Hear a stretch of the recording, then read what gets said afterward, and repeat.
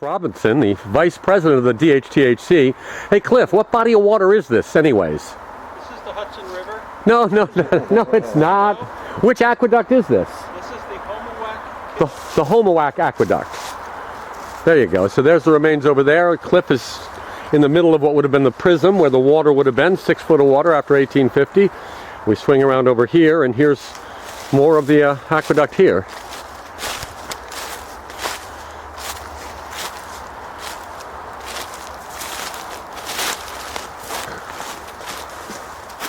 So amazing, this stonework is still in pretty good shape, isn't it? When you look at that. So here's the Homowack Creek. And there you can see it's been undermined on both sides. This would have all been filled in. There over there you can see is this is now the towpath on this side, so that's the berm wall over there. Still a decent amount of this aqueduct left. I've been trying to get to this aqueduct forever. There's Dave Keim, history buff and board member at the D&H Canal Historical Society and the Century House Historical Society.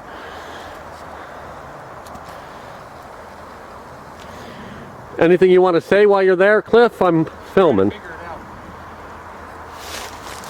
would call this more of a culvert. Well, the 1854 surveyed maps call it an aqueduct. Yep, the aqueduct. They would have had to have. So as a culvert, it would have been covered with dirt, right? Whereas with an aqueduct, there would have been a wooden trunk. What they did here, it looks like, is they put something on the floor of the prison. Oh, well, they always did that. That was a John Jervis innovation. They usually had wood laid this way. And my surmise is that was so stuff washing through wouldn't get hung up and blow out the canal bed. I don't see any of the wood on this one. What I don't understand is why they built a bridge on both sides. If that's the towpath, what would this serve? Well, the trunk went through here. This would have been a wooden trunk. So this stone are the piers, actually. Right. And these are just the sides of it. So that you would have had the boards going this way to going over. Allow that. Yep, right. yeah. You needed a bridge across the prism or the towpath. And these are the towpath and the berm side. Right, but why put this on the berm? It doesn't make sense to me. Well, we don't know that it was bridged with anything. This side would have had a bridge for the mule team. This was just there to hold the. But they still needed the prism here, right? Right, but the prism would have been down here. You're right. Yeah. So there would have been the wood lining here. So they put boards across here. Yeah. This is why I call this part a culvert. Berm. I mean, towpath is definitely on this side. Yeah. There was a change bridge back there. Yeah. Why would they do that? Maybe just to support the land, I guess, or No, it did. Support the berm.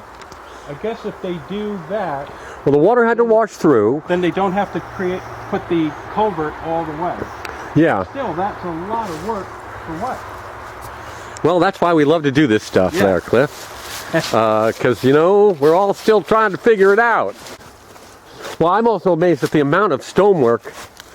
But with that wetland, they must have had to do that just to keep it from washing back into the stream. Right. Because anything that would keep the stream... But why this high? This doesn't make sense. Well, it reminds me of that bridge we saw down in Wurtsboro. Why that bridge so low from the towpath, remember? Yeah. Yeah, I haven't figured that out either. I've got to go back and film that one yet. But, well, this is at least a really nice view of what's left of it.